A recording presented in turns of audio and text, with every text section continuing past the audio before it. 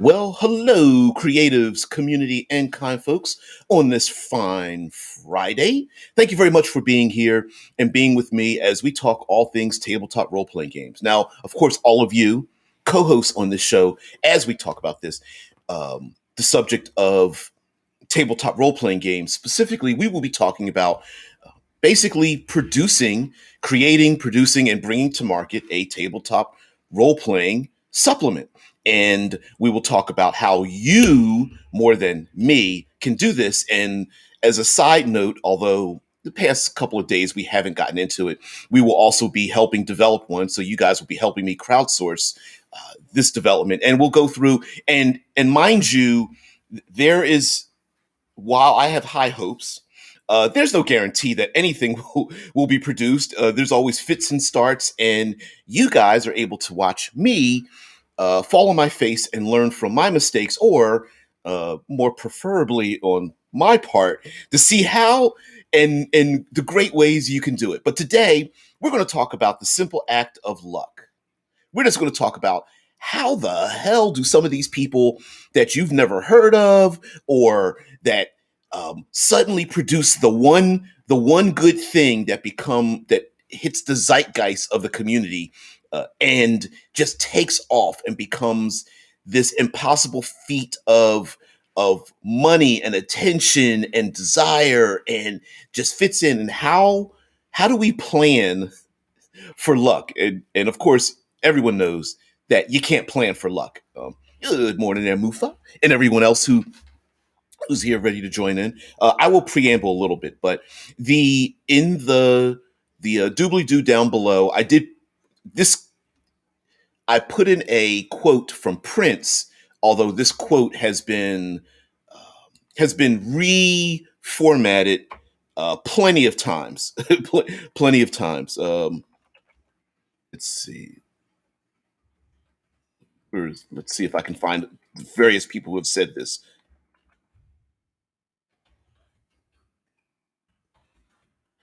And sorry about that. I distracted myself.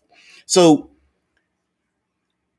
depending on who has said this, and this has been said plenty of times over the years by various famous people and writers and creators and musicians and whatnot.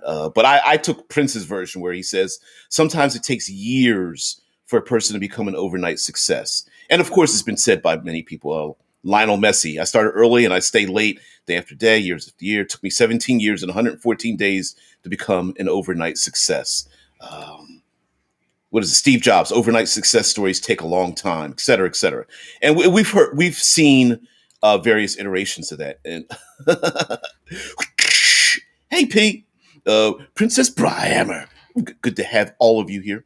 Now, the of course the reason for the overnight success, the it takes a long time to be an overnight success quote comes from the fact that there are things happening behind the scenes that we don't know.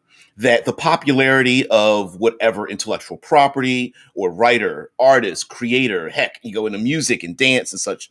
Um, what happens is these individuals have been working, and you just never knew they existed until they did. For example, the gentleman that created um, the Forgotten Realms and sold it for like $5,000.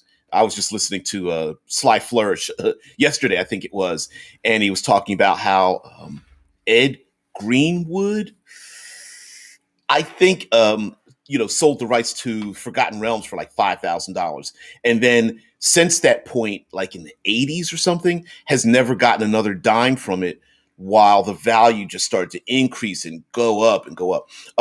This happens plenty of times. People work over and over again. Brandon Sanderson is another guy who yeah, thanks, Mike. Yeah, Brandon Sanderson, another gentleman who is deep into the geekosphere. He's a consummate role player. He plays Magic the Gathering, and he puts up his lectures online, and he talks about these books, and he's producing book after book and whatnot. And we're just like, wow, how did this guy become popular? Well, what happens is a lot of these individuals, you just never heard of them, but they've been working tirelessly behind the scenes. And, of course, as the thumbnail says, luck equals opportunity plus preparation. And so we're going to talk about how do we combine those two? How do we make opportunities for ourselves? How do we get in? How do we slip in and get in where there are closed doors? And I'll give you a little bit of a background on how I did it, where, I'm a small fish in a huge pond, but I'll give you a little insight into how I did it and how you can kind of do these things without not too much risk or even money, which is another thing to deal with. Mike says you can't really plan for luck, but timing the release to a demand is partly luck, partly patience, partly vigilance, and partly talent. Yeah, yeah. Knowing how many times have we seen something come to market too early or too late? You know, yeah, yeah. How do you get in? Make a new door. Yeah, absolutely. And Princess Broadhammer says Ed Greenwood worked for both TSR and WotC after that sale and wrote tons of books, including the entire Volo's Guide series. Oh, no, no, no. Yeah, listening to Sly Flourish, and Ed Greenwood would say this himself. Some would say, "Oh, you got robbed, $5,000, dude. You lost out on, multi-million-dollar IP." And he's like, "Well, in hindsight, no, because he's still working and he's still producing products." And it's funny because even now, on his own, he can essentially he's producing his own canon outside the canon of WotC that is canon because he's the original creator of it, putting it up on the DM's Guild, the Drive Through RPG subsidiary. So it's like a full circle thing. But yeah, yeah, yeah, yeah. And individuals like the Matt Colvilles and the the gentleman that made Eberron and all these other individuals. These guys were writers long before, working for companies before we knew their names. Now, many of us, in hindsight, we can look back at our books and you open up the first few pages and you look at the illustrators and the layout artists and the producers and the editors, and you look at those names, and a lot of those names have become renowned, like a Monty Cook or Robin Laws, and et cetera, et cetera. But they've been working at it for a long time. And one of the difficult things, especially when you're a writer or creator, is creating past the BS that you're going to create when you first start creating. It's weird to say this, but even heck, you want to get your own YouTube channel. You're going to have a YouTube channel or a podcast or something to blow past the crap that you're going to produce in the first place. And none of us want to be embarrassed by our old stuff, but you gotta push past it. Yeah. Yeah. Mofa says, my luck is totally predictable. It's always bad, so I prepare for that. Yeah, listen, I'm one of those. I'm one of those. I was never a kid that got in a lot of trouble because I was the kid that always got caught, and I was like, I'm giving this up. As much as I want to run with the bad kids, I just couldn't do it. Polaris says, I mean, this is why the elevator pitch is a thing. You prepare your elevator pitch just in case you meet someone relevant. Hell's yes. Hell's yes. And you the person that might let you into the door might not be a person that's remotely related to the industry you're thinking of. Right. And so that's where the opportunity part comes in. Very much. But let me go to the co-host here. Mike says, timing a release to a demand and making that product versatile can be tricky. Look at the Edsel. Yeah, yeah. A huge Ford car with massive technological advances, push-button transmission, just as the VW Beetle hit American markets. Sometimes the best thing, and this hurts so much, sometimes the best quality development isn't the thing that sparks people's imaginations. Sometimes it's whatever is first. Other times it's whatever is the lowest common denominator. Other times it's about which has the broadest appeal versus the most focused narrow appeal. and so on and so forth. So yeah, a lot of times it's not even about how many. Um, oh, what's come on? You guys know the term for all the dream RPGs that are out there that never hit the market. Uh, when it can be very humbling to know that the people that are successful aren't necessarily the best people who created who created their own products. It doesn't really work that way. Michael says the young adults getting their licenses and new jobs wanted the fun little car, not their dad's boat. Oh, for the Edsel, yeah, yeah, it's yeah, a car that overheated and had terrible reliability and all that. Yeah, but it was cheap and it was fun and it was cool, right? It was almost counterculture. It became the counterculture icon.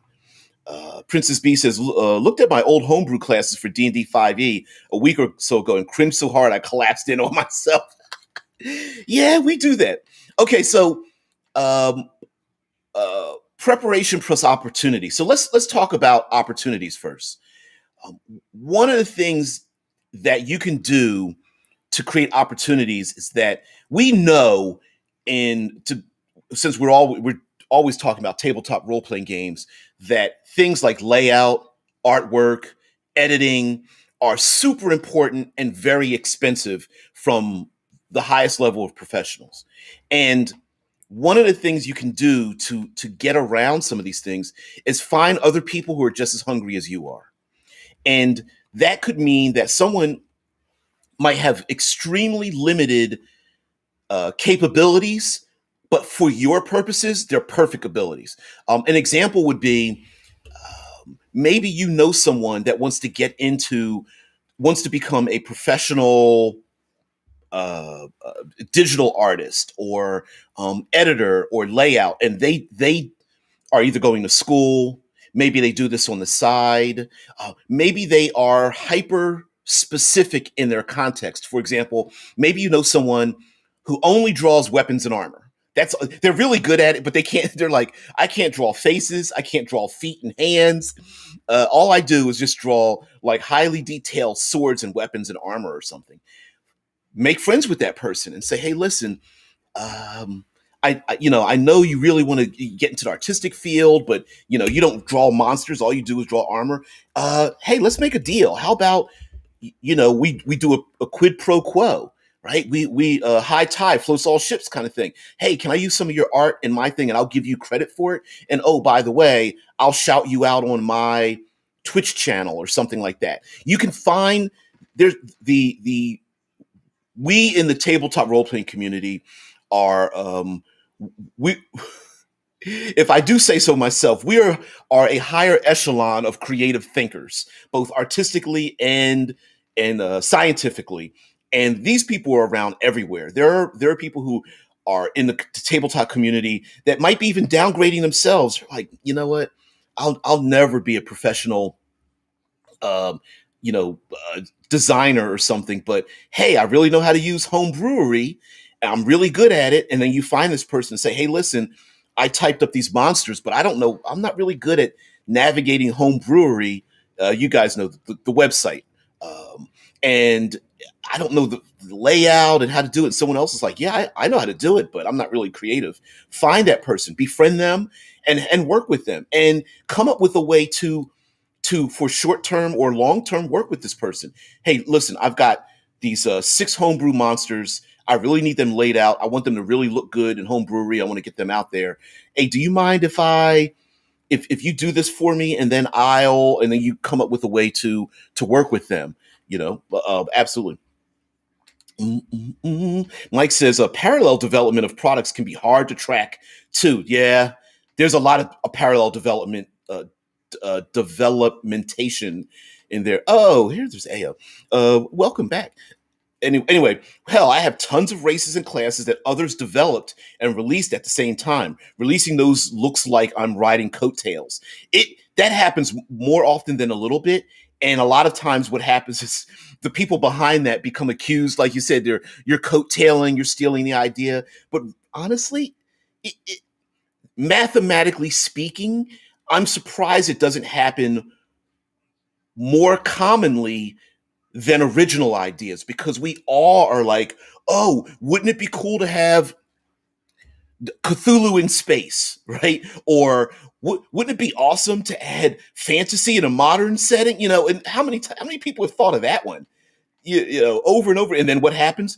Dresden Files becomes the most popular thing out there, when you're like, I was doing a Dresden Files 13 years ago. You know, Michael says, quote, hey, friend who cannot draw organics but can draw items. Can I ask you to draw robots? Yep. Get that pro to try new things. Yeah, absolutely. And maybe that person will, if they get enough attention and they have people push, like, let's say that artist that who doesn't want their stuff seen, but you convince them to put them to use as your product, gets out there, and then now you draw attention to them and their LinkedIn page or whatever the case might be. Maybe they start to branch out a little bit. And just like in Hollywood, making connections is who you know more. Sometimes can be far more important than how you get in, and what your product is. Find people and befriend them. Now, when I say befriend people, it doesn't necessarily mean that you got to be bosom buddies, but um, keep your presence in their keeping your presence in the orbit of other people who are great at what they do is a great thing, because listen, as a artists remember other artists. And when I say artists, I don't mean like, fine writers or whatever. I'm just talking about the person who drops the greatest conversational questions into their social media, the person who has a timely and funny meme that they drop all the time. We all remember those people. Even if now you can't remember their name, when you get onto your favorite social media, your Instagram or Twitter or whatever the case might be, you'll know who they are. You'll remember them. And you might want to rely on those individuals if it's only just one time or further on, especially if they are tangentially part of social media that you're not on. Yep. Oh, I can't remember. I cannot remember what your what your avatar name stands for, AO, but I remember you, so I apologize for that. Anyway, another element is making opportunities for yourself. When I wanted to work with Archives of Nethystat, thank you, I knew they didn't have an editor, so I edited the entire Pathfinder 2 CRB, on their site and submitted my error report, and I got an offer shortly thereafter. Oh, hell's yes. Hell yeah. Here's another thing that some people do. We hear fan fiction, right? And I understand fan fiction gets a bad rap, but yeah, sometimes if you're that person, now you got to be careful. Like like Archives of Nethys has mentioned that that goes in and re-edit something. Be careful about showing someone else all their mistakes, right? You want to be value added. You want to be proof positive. So you don't want to fold your arms, and every time someone produces something, you fold your arms. You should have did it this way. You don't want to come across that way, and it can be difficult, especially when you're not talking face to face. That things can be taken wrong digitally. But if you are value added, hey. Hey, before I'm just making an example. Hey, I'm part of your Patreon. Before you go public with this thing, be careful that blah blah blah blah blah blah blah, and put something in there, and that person goes, "Oh, hell, you guys have done that for me a million times over, right?" Dead Man Tesla, who are moderators here, they do that for me all the time, and I'm like, "Fuck, I forgot about that, or I didn't know that thing, or whatever." And it's like, yeah, heck, I'm using Restream right now. I didn't know about Restream before till someone pointed it out to me. Stage 10 was another streaming service that I was using, right? So those little things will help. And when you're that person that adds value to someone else's career, I'm calling it a career, but their hobby, then there's a good chance they'll remember you. And if you're not a person that does that, remember those people. Find them, grab them by the lapels and pull them up with you. Tap them on the shoulder and go, "Hey, listen, I'm doing this thing. I want you to follow me. Just stick along, you know? Yeah. Yeah, AO Archive says no position fits better than the one you make for yourself. Oh hell yeah! And if I can give you an example, um, you guys know that I joke when call myself the self-appointed third pillarist of the tabletop role playing community, and it's extremely sarcastic and a joke, right? And you know I love to talk about exploration, and I have a I used to do Third Pillar Thursdays. I'm going to go back to that, where I talk about exploration and all that bullshit, right? And now, mind you, you know, I've got books on Drive Through RPG, talk about that, whatever. So I can come across as that part of it can come across as annoying, except for the fact that someone from Absolute Tabletop reached out to me and suggested my name to Morris over at N World, who says this guy always talks about exploration and all that kind of business. Maybe you might want to check him out. Sent my name, this was behind the scenes, sent my name over to N World. Morris checked me out, then sent me contacted me, sent me an email, was like, I'd love to hire you for this project, in which case I got hired to be, you know, a freelancer to work over at N World for their new project, Level Up 5e. And that whole series happened behind the scenes without my knowledge. So, along with you trying to lift yourself up, if you're not skilled in something, but you know somebody, if you aren't an artist, you're a writer, and you know an artist, suggest that artist's name to other people. Help other people and they'll help you up. If you need to climb up the ladder and you're too tired, when you push somebody up, that person will lay their hand down and pull you up as well. So absolutely push other people that are great creators and writers and contributors and all kinds of stuff.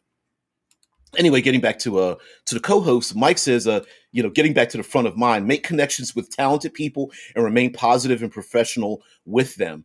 And don't. There's a fine line between. Okay, there's this sine wave parabola of like not being in their attention, contacting them, all the way up to being too annoying and bothering them, to sliding out of their attention and disappearing. And you need to be a surfer, right?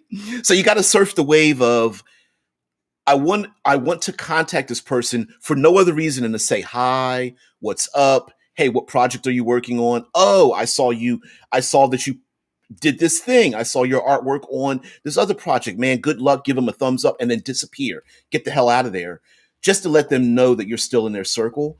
That's kind of how you do it. And it's like surfing. Like you want to surf the crest up and kind of surf that crest before going overboard till that person wants to cut you out of their life. Like stop personal messaging me, you know. Once in a while, sure. But like, you know, 3 times a day, for like weeks on end, they're gonna block you. You know, Pelora says, to be honest, the amount of screw ups in published writing is scary. Even big companies like Games Workshop has a ton of typos and clunky wording in their materials. You'll be surprised that the hidden artistic talent of editing and layout work is so important, so hideously important. You will be surprised. Yeah, proofreading is. Mike says proofreading is objective proofreading is absolutely essential. And there's 2 types of proofreading editing that goes on that a lot of us don't know. The first one is simple grammar, a punctuation, spelling, and unfortunately, because we do fantasy and science fiction, that spell check doesn't pick up on the fact that we are specifically misspelling words, or that our terminology and phraseology doesn't fit into normal literary context. And a lot of spell checking and grammar correction will uncorrect the thing that we specifically meant to misproduce, if you understand what I'm saying. And so it could pass you by. Like it's been plenty of times on a Google Doc where I'm typing and I shouldn't, but I'll edit as I go along, and I shouldn't do that, and it'll reformat a sentence, or at least hyper suggest that I reformat a sentence that I'm going, no, I meant to say blah blah blah blah blah. Yeah. Um, Overwriting's not a bad thing though, you guys. Overwriting, because that you can always take scissors to a thing. It's very difficult to add on. Mike's like, over contact makes you the seagulls from Finding Nemo. Mine, go away. I've been attacked by flocks of seagulls. It's nasty. There's some nasty birds. A underscore says, as someone who actively plays Warhammer 40K and Orc specifically, I'm currently kind of grumpy with Games Workshop due to the new Orc book because it's so full of errors. It's pretty much unplayable without without a frequently asked question page. Oh no. Yeah. Now the other part of editing is not just the grammar, the misspelling. The other part is text and flow. Is it first person, third person? Is it unreliable narrator? Did the writer keep saying the same word over and over again? Like or using words you should never use, like nice. Oh, this is a nice method for doing a nice thing, and you're nice, but you just, and the editors are just rolling their eyes like, oh my god, you there, get a thesaurus or something. Sometimes the flow of sentences is very important. Sometimes a writer can get into the habit of writing like it's music, where it's the same notes over and over again, like someone who writes 5-word sentences. A sword and a shield is a great weapon. Casting a spell is a great thing to do. This monster only attacks on sight. Blah blah blah blah blah blah blah blah blah. And your mind, without realizing it, will go into a drone, and you'll just go like fall asleep reading it. Same 5 words, or 5-word sentence, 5 words. So a lot of times it's even an editor who has to break up that material. And then there's other things as well when it comes to writing. All right. Archive says, honestly, good editing is often the difference between something that reads like an amateur product and something that feels professionally produced. Mind you, I'm a little biased being an actual editor. Yeah, yeah. I'm giving you shout out. As a person who writes, I suck. I need an editor. I need one because I've reread my stuff and fallen into that. Who the fuck wrote it? Oh, it was me. Right? And that happens a lot. Here's something else that, when it comes to the artistic side of editing and layout, and that is, I wonder if I can show this to you. One of the artistic sides of let's see if I can go find a document here. One of the artistic sides of doing these kind of things is the fact that when you when you produce writing, sometimes we want the information when you open up a book to be presented to the public so that it fits a 2-page layout. I'm going to try to find, let's see if I can find a document here. Oh, mm, mm, mm. Uh, no, that's not going to work. That's wetlands. I want to find something that's mine, because ooh, is that my own PDF? There we go, PDF. All right. So sorry, I'm opening up a PDF of mine to show you guys some of the layout, and let's see if I can. I apologize. I want to try to get page view. I'm going to up 2-page view. There we go. All right. Here we go. I wasn't expecting myself to do this myself, but I think I will do this myself, and I'll get back into uh, window. There we go. I need a window. Do do do do do, and then I'll get back into the chat.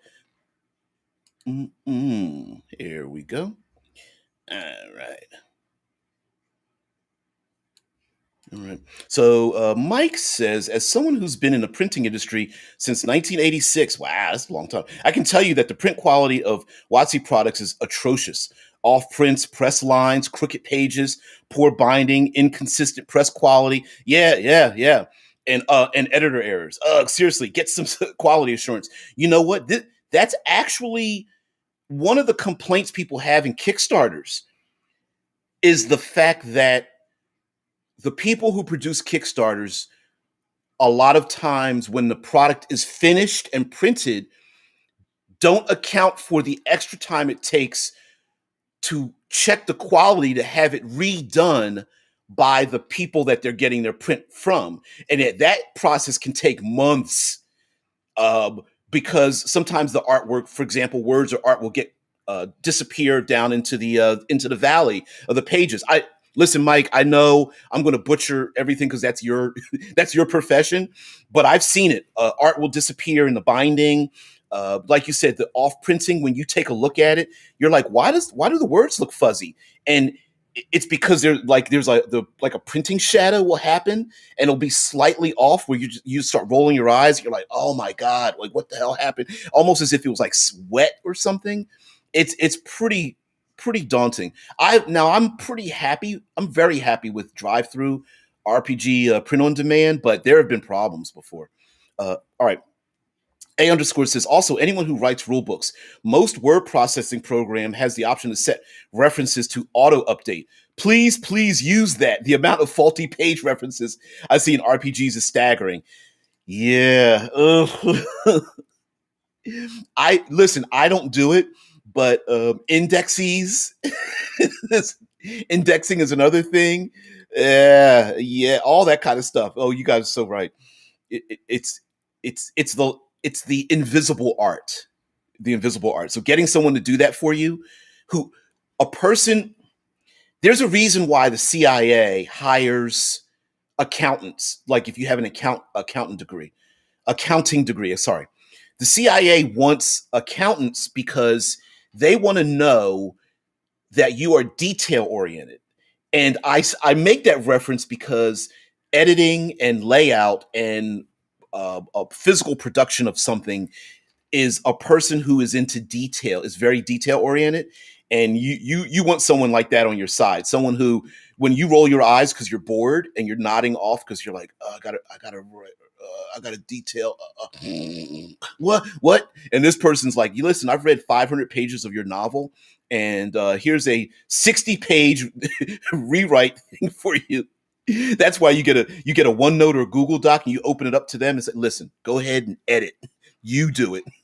Plur says, one of the things I don't get is how people get into writing stuff in the first place. Making big projects and self-publishing is fine, but I don't see how you go from small things up. Let's see, small things. It feels like you need to start from the big end rather than making the minimum viable product, a monster, an item, a town, etc. It's arrogance. It's dream worthy. I no, I listen. It makes more sense to start small and go big instead of going big and then dropping down small. Um, it's if you only have one shot. Let me give you. Let's go with Hollywood. If you were able to make a movie, no, I'm sorry. If you were invited into the production room of Hollywood studios, of any big Hollywood studio, and they had a blank check in front of you, and they said, "What would you like to do?" Do you say, I want to do a little small personal indie movie about two people and their relationship? Or do you go, listen, I've got this sci-fi idea. Like that's really what it is. It's the I only have one opportunity to do this. I'm going to go big or go home. And that's why it's very difficult to where preparation, the successful people have already prepared themselves with small iterations along the way, doing stuff for other people, doing bits of art and writing for other people, sitting in the sidelines, that kind of stuff. Mike Gould says, something the OSR movement has shown me is that less is more. Yeah, page order and layout are intrinsic to comprehension. Using a map as a table of contents, for example, is simple and easy to understand. Yeah, breaking up big blocks of text is very important. Yeah. Like P says, I can write and I like writing, but I think the barriers to entry seem insurmountable. It isn't. It actually isn't. It's it takes a little bit of um, there's a little bit of arrogance involved in it. I'll admit that. There's a little bit of I can do this better than the other person. It's just trying not to get caught up in that. It's being Caesar, but hiring the person to speak in your ear. You're only human. You're mortal. You're not a god. Oh man. Pete continues like I just spend my time moaning about how there are messed up words in books I'm trying to read. Yeah, yeah. Like Mike mentions, for instance, art and maps that cross the binding means you need a sewn binding so the book opens flat, but stitch binding is expensive. Yep, yep. Pelor's like big ups the accountant. Woo woo. Yeah. Oh yeah. Yeah. Very important. Vampanoid says, I love those books that have the feel of being edited by a character. Made Tasha's Cauldron of Everything fun because edits were full of her attitude. Now that is a great way. I think that's one of the unsung heroes of writing a uh, sorry, let me go back a little bit. Tabletop role playing, we love ourselves and in our own heads, we love world creating. We love to design worlds. And in order to do that, you have a lot of us feel like we need to write a book that encompasses the world, tells you about we need a map of the world, all the cultures and the economies and the factions and the nobles and the tribes people and blah blah blah. Okay. Well, one method is to write it as a visitor's guide, but another unsung hero is the unreliable narrator. To have your book with a first person feel to it. I bring up a dead man's guide to Dragon Grin because the title, A Dead Man's Guide, is like a person who's dead that wrote this book about this world, and here are the details in it. And because it's from a point of view. Eclipse Phase did this, where in the Eclipse Phase first edition, it was written, each chapter was written by a person who's speaking to you directly. Hey, what is Cyberpunk has done this, and Shadowrun has done this.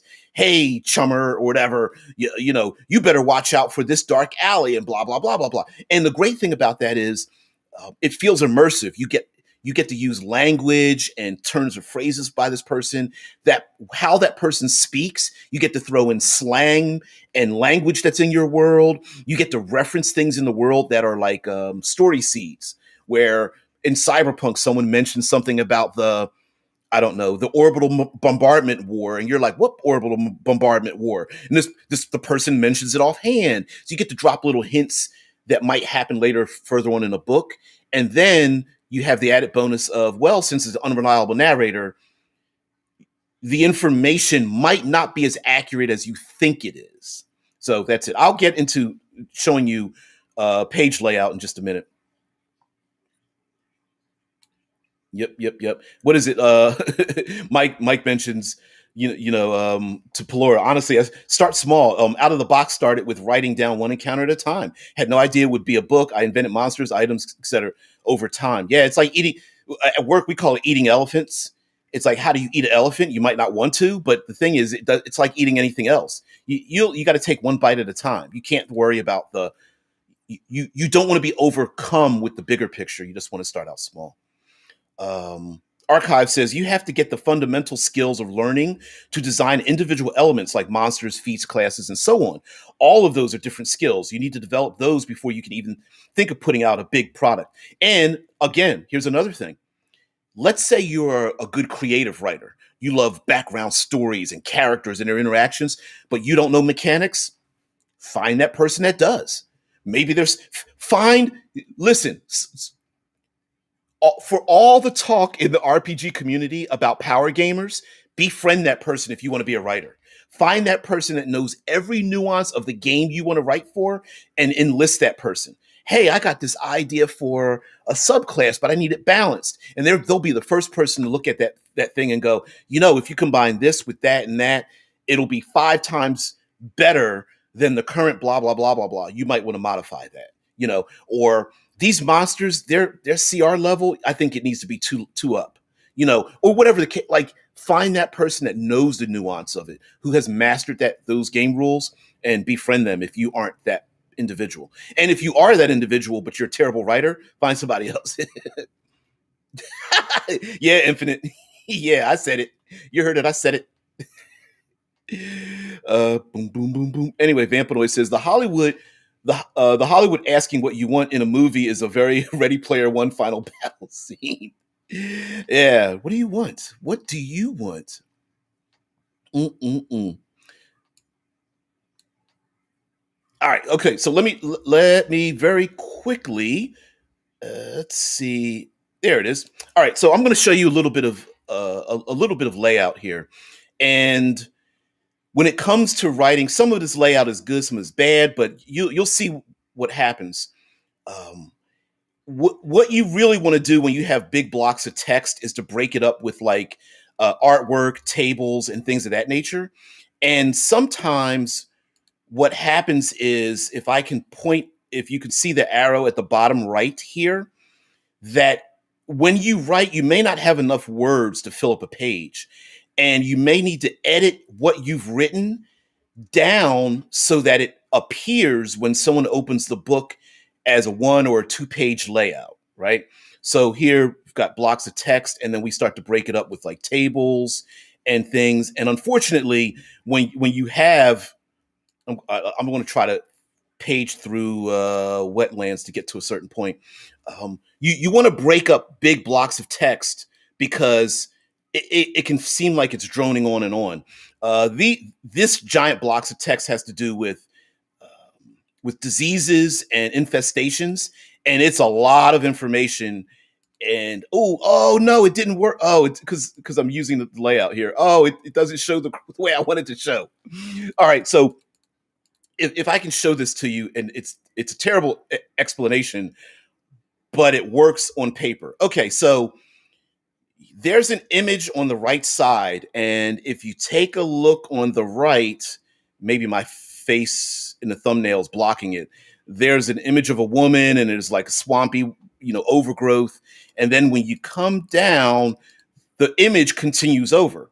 When this is produced in the book, and you open up the book, it's a 2 page spread. So that 2 page spread is there on purpose. It was designed to be that way on purpose. This is actually not the finished product. For example, this image with the boat here, there was a gap here because we put in on the right hand image to the left of the boat, we put in a column of story. We put in fluff. We put in some background information, and we left space there. Like here's an example of where it succeeded. Right, where you said swamp hazards, and then there's a little block of text to break it up a little bit and to give some as an introduction to particular that particular category. And it goes on and on and on.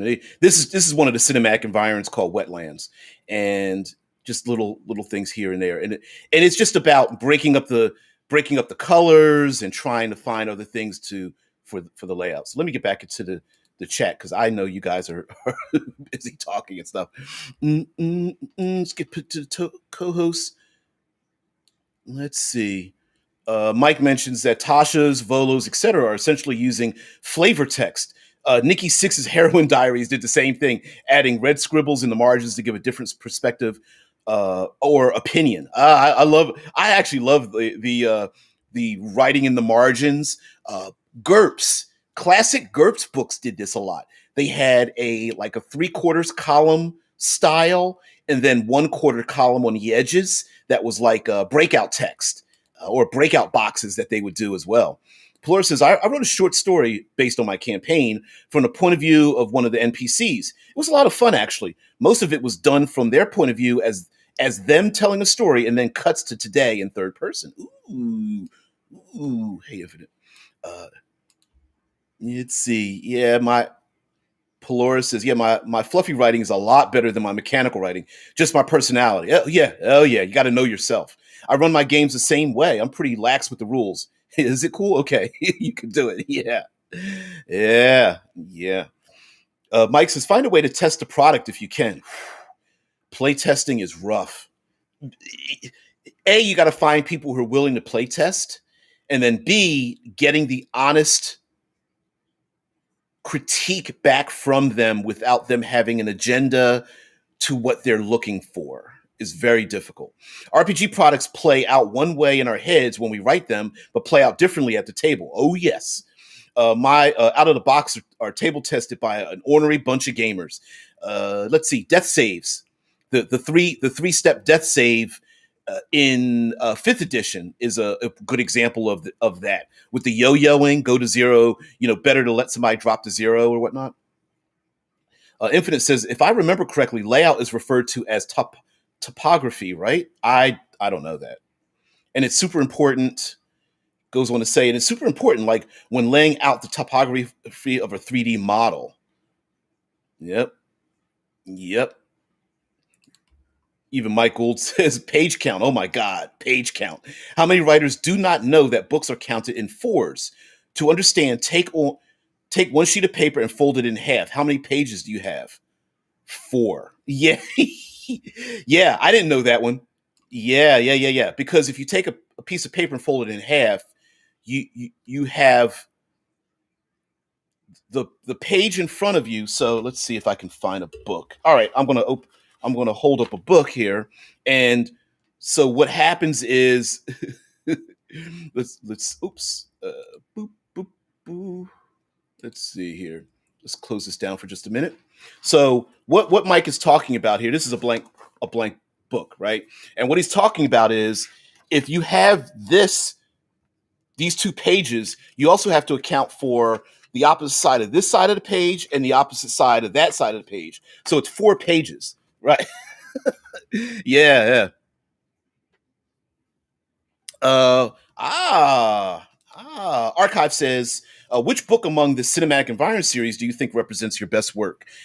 Strangely enough, I think it would be Survival. Is probably what I think is the best work.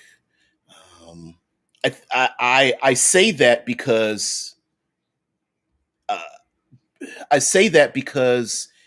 feel like it has the most information in it, and that information was cribbed from real sources, and it's very geeky. It's super deep too. It's real geeky, but I would say survival is now for the gaming mechanics of it. I wouldn't suggest survival. I'd probably say wetlands. I'd say wetlands is probably the best. It's super dense. It has a lot of like it has a lot of fun things in it that I like infestations like bot flies and all that other kind of stuff in it. So yeah, let me see if I can return. Let me see if I find something here. Insect swarms, blah blah blah. All right, like for example here, under insect swarms, in this, let's see if I can remove the go to a single page here.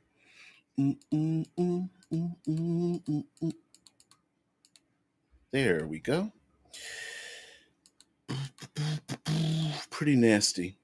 Uh, you can make just about any type of insect swarm you want, and I love it because we've got like crawling and flying swarms, and then what their purpose is, and adding modifications to them, and layering them onto the battlefield and things like that. Like I love that kind of stuff.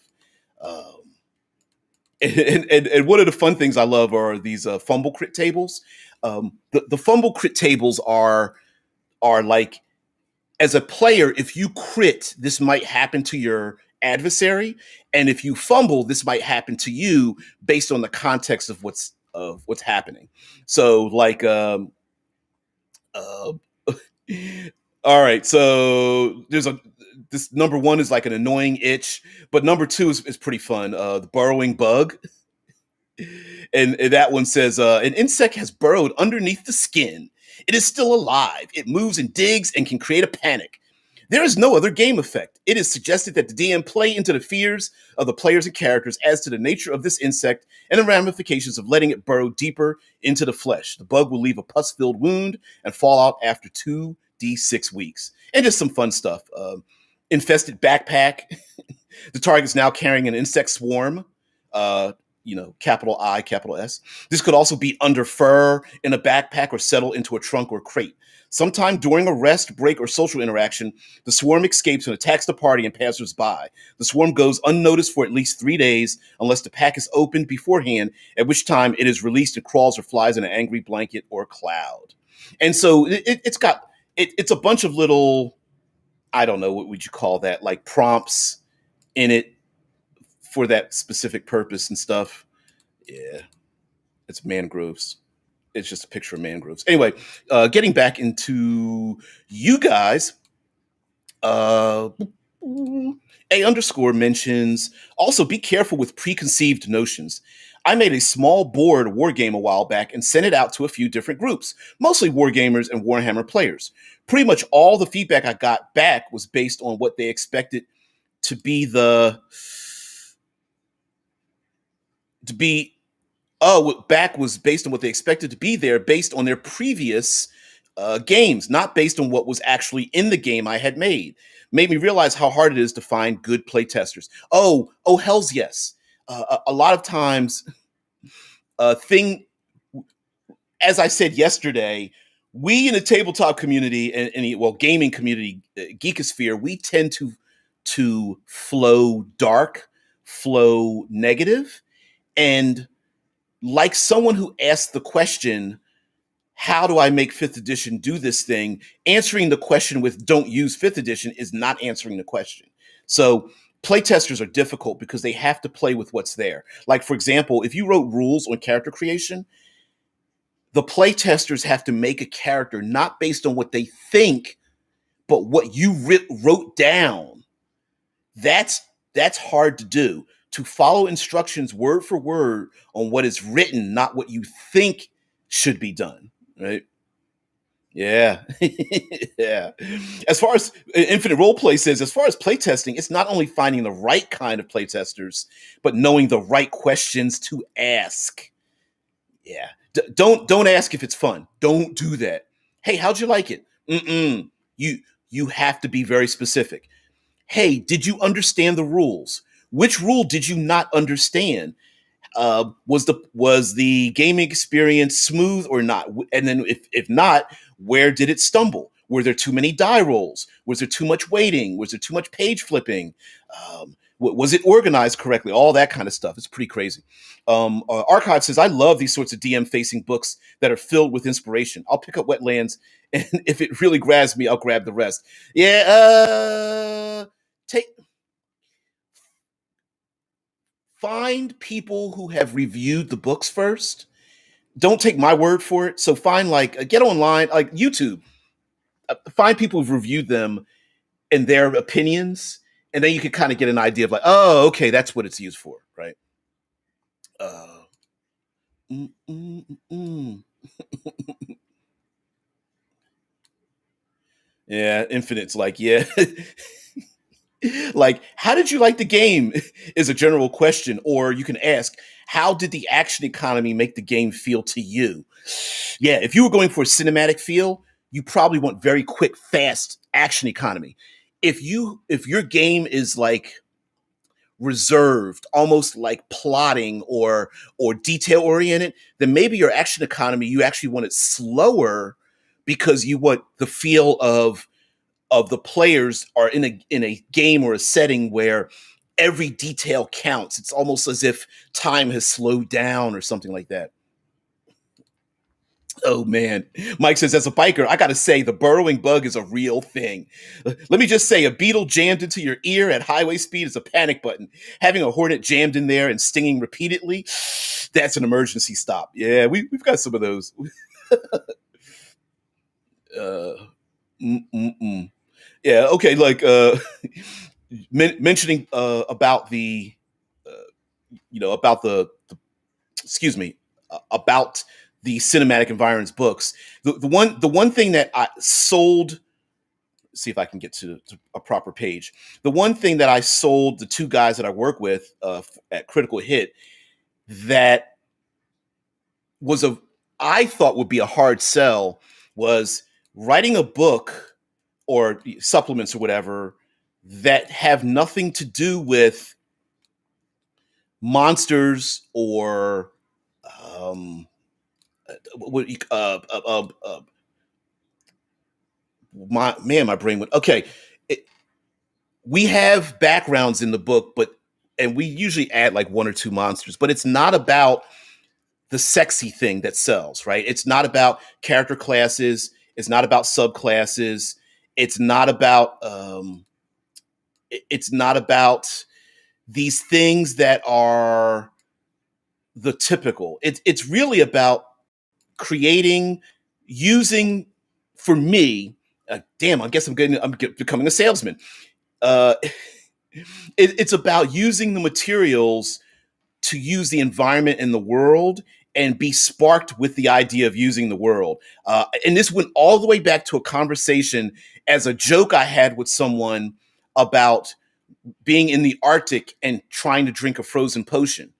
And then I was just like, well, wait a minute. Like, maybe there should be frozen potions. And like, well, why hasn't anybody mentioned this before? And that started this. It started this thing about like going on and on and on about frozen potions and being in the wintertime and trying to hunt and survive and all this kind of stuff. So yeah, let's see if I can get the bot flies here. So hidden lungworms, pretty up close, maybe not as much detail. Eye worms. Oh, you guys have to see head splitting fungus. Sorry, side note, I'm not going to pull this up as a video, but you guys have to see eye worms being removed from people's eyes while they are. Oh my god, it's pretty bad. Brain parasites. There it is, botfly. Where we got a botfly detail. It's a DC 17. So we have a long story short, we have a DC that's used for medicine skills and survival checks, nature and stuff like that. And then we have a mortality scale, like from minor, moderate, severe, and critical. But anyway, bot flies are, and there's videos on YouTube on bot flies being removed from people's skin. And so we have a little bit of information about them. And here are the effects of the botfly. The botfly larvae are extremely painful, giving the victim one level of exhaustion until free of the parasites. A victim can have up to 2d12 individual larvae growing under their skin, reducing their hit point maximum by the same amount, never below one, as long as the botfly larvae remain in the body. Okay? But you say, oh, well, why don't you just remove them? Okay. Well, we have a list of how to get them out. One of them is squeeze the larva out, or removing it improperly can cause the larva to rupture and dump its bodily fluids into the bloodstream of the victim. The resulting anaphylactic shock will give them the poisoned condition. This lasts 10 hours while the victim also suffers extreme pain, difficult breathing, hives, and redness at the location of each parasite, and severe weakness in the limbs.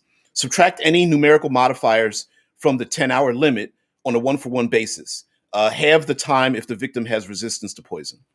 So, and it goes on explaining like what that means. Like if you have a constitution of +3, that means it subtracts 3 hours from it, so on and so forth.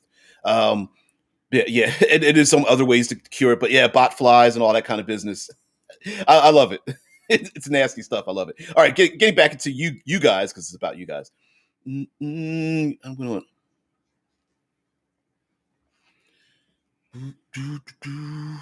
getting back into.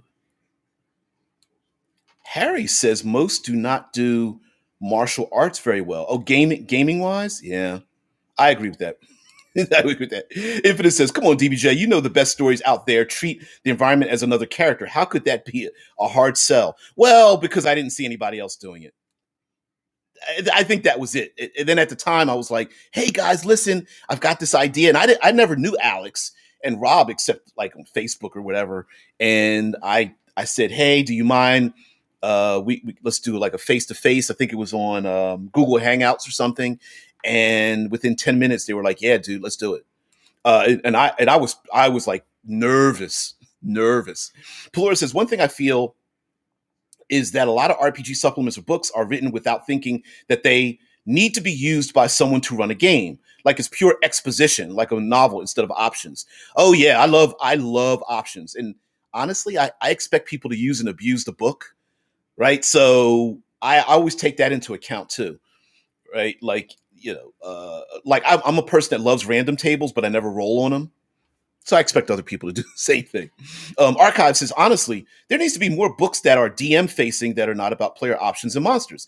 DMs have to rely on this vague apocrypha of stuff they cobbled together because they are not they they got enough books that give them information on how to DM and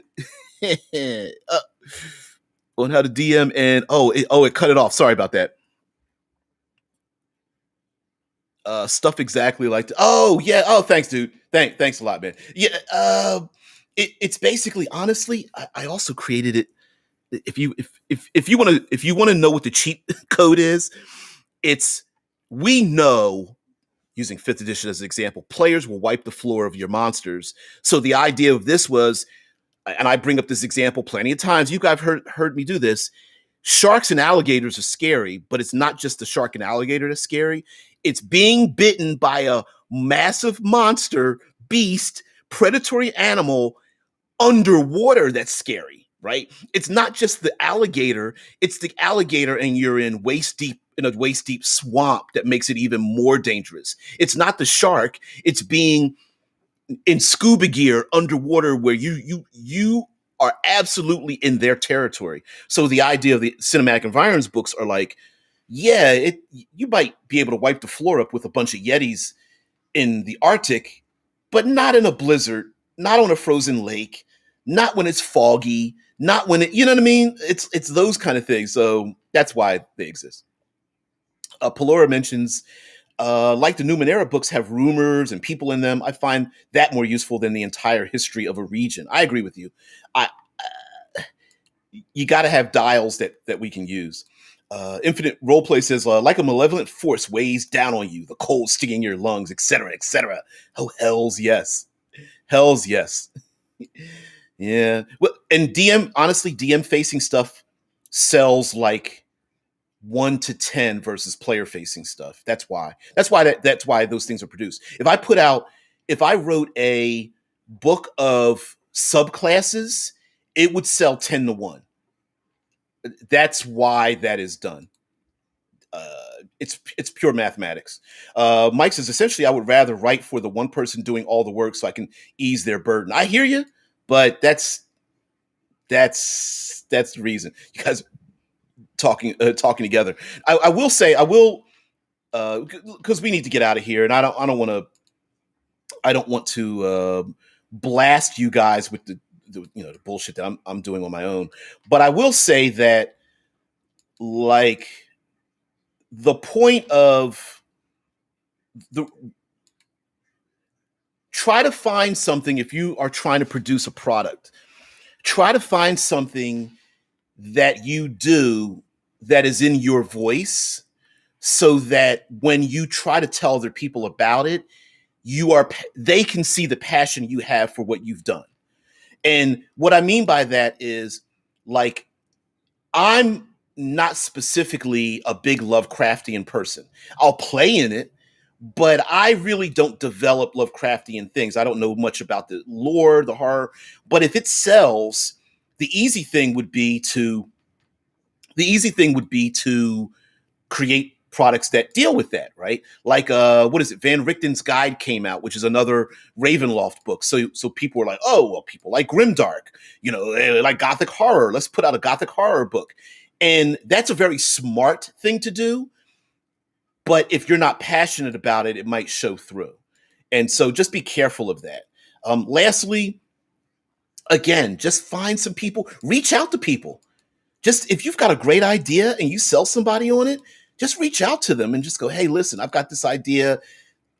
Um, I'm thinking of partnering with someone, or I've developed this RPG and I've got like it's 250 pages, but it's not laid out or anything. Can you help me with this? Just reach out to people and find out. The worst thing that can happen is they tell you no, right? So yeah, I'm just paging through the wetlands book. I'm trying to find something that's pretty funny here. Oh yeah, yeah, yeah. Oh no, I did that with the insects. I love. Sorry, I have some fun with these fumble crit tables. That's in this pale pink squares and stuff. And like, what are some of the names on the fumble crit? Annoying itch, burrowing bug, infested backpack, sharp pain, sore lip. Sore lip. A sting or bite makes the lips swell. Charisma skill use is at a disadvantage until healed by restoration or the curing of poison. At least a long rest is needed to allow the swelling to subside. Something silly like that. Like I love little things like that. Swallowed a bug, swollen eyelid. Um, the eyelid swells shut. The victim has disadvantage on ranged attacks due to a lack of depth perception. They must rest, receive healing, and/or apply some medicine to the affected site. What is it? Trapped inside clothing. These are mangroves, and they have a bunch of stuff about mangroves. Again, this italicized part is basically we write this up both to give context to what's going on and to fill space in the layout so that the layout looks better.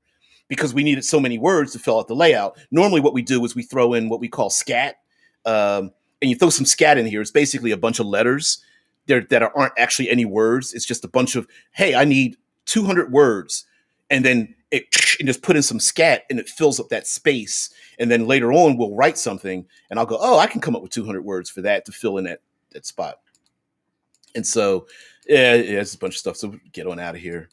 Raised platforms in swamps and all this. Yeah, this whole book about swamps and humidity and tall grasses. Like you would think something boring like reeds and tall grasses wouldn't be a hazard, but it's actually kind of fun. Uh, got some fumble crit, allergic sneezes, insect hive, blade grass, river mazes, snake bites, surprise encounter, lost and confused, water depths, getting lost in there, swamp gases and liquids. That's pretty fun. Um, yeah, yeah, creating some swamp gases like the smell. So you have a little random table on what the swamp gas smells like, and then we have stimuli like what might activate the swamp gas to do something harmful, whether it's like aerial disturbances or casting a spell, heat, lightning, sound, maybe that kind of stuff, vibrations, uh, uh, poisonous compounds and whatnot, and then what kind of gas what does the gas swamp gases what kind of shape does it take, like geysers or fumaroles? Maybe there's a chemical river, toxic clouds, maybe there's a boiling pool, maybe there's thin earth, like if you step on earth the gas will uh, spray up or something, all that kind of stuff. So yeah, wetland creatures and a bunch of stuff to add in there, random creatures and some modifications you can do to them, like fighting a diseased creature or something, like random additional complications. Like you might find a dragon turtle in it, and then there's a random table of like stuff that's maybe it's floating around the dragon turtle, stuff like that. So now you got me going off in the appendix. New background. All right, let me get back into you guys and turn this off. Sorry about that. Got distracted. All right. Mm-mm-mm. There it is. Yep, there it is.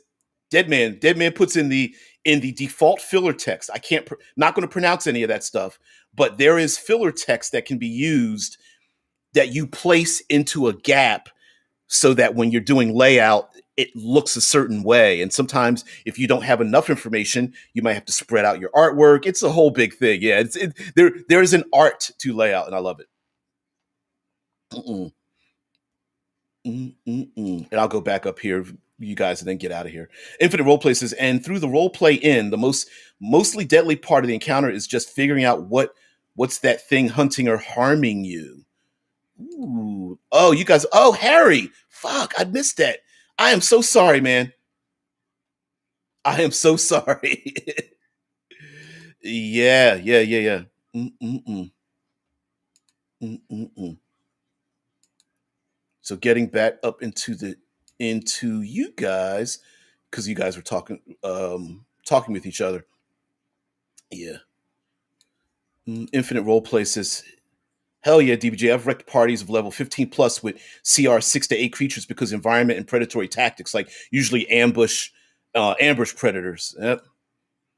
And like Archive says, yeah, this gets to something I remember. My players laughed off lizard folk because they out leveled the monster block. And I was like, no, you aren't getting it. You are not just fighting lizard folk. You are fighting lizard folk in a swamp. Yeah, exactly. Exactly. Yeah. A underscores mentions, yeah, it's a shame that DM facing books don't sell better. I love picking up DM facing material just from random games for inspiration, even if I don't actually know the game. I do that too. I do that a lot. Yeah. Ooh, the Remoraz. Infinite role plays. The Remoraz is terrifying when used well. It sure is. And I like puzzle monsters, right? Because the Remoraz hides under snow. It's got that predatory element to it. It's got that what do you call molten core in it, so you can't hit it with certain weapons because they might melt. But it's in the wintry region and stuff. I don't know why we need more puzzle monsters. Now that would be good to write a book of puzzle monsters, complicated monsters. Yeah, Infinite says the oldest emotion is fear. All right, guys, I know I've gone on too long. Thank you very much for being part of this. I kind of rambled about producing role playing things this whole week. I got the part 5. I don't think I'll do a part 6 next week, but we might return to it. And I will bring. I've got the Arcana Unleashed document open right here, which I haven't even shown you guys. But we're going to get into producing role playing products and encouraging you guys to do it. And subtly, I'm actually recruiting you guys as well. And I mean that more than a little bit, right? Like in terms of maybe some of you are going to be produced more things or work with people or whatever the case might be, right? So yeah, I see you in the chat. But yeah, absolutely, guys. We'll get into this. Samuel L. Jackson. Yeah. I can just hear Samuel L. Jackson talking about fighting lizard folk. Can you breathe water? I can't do his intonation, but it's fun. And Pelora says, "Take care, all. Have a great weekend. It's nice seeing some behind the scenes stuff." Yeah.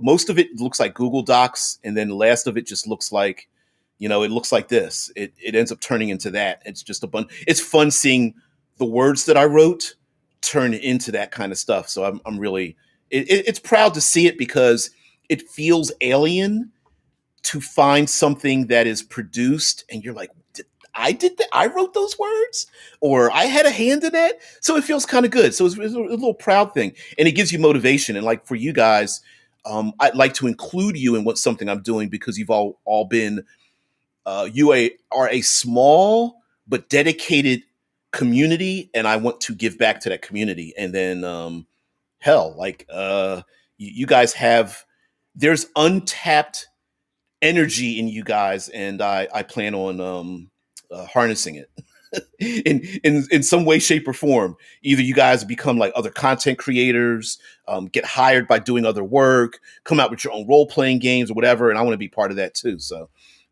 yeah, I want to hand a hand down as well. So guys, have a safe one. Be good. Got to get out of here. I'll see you.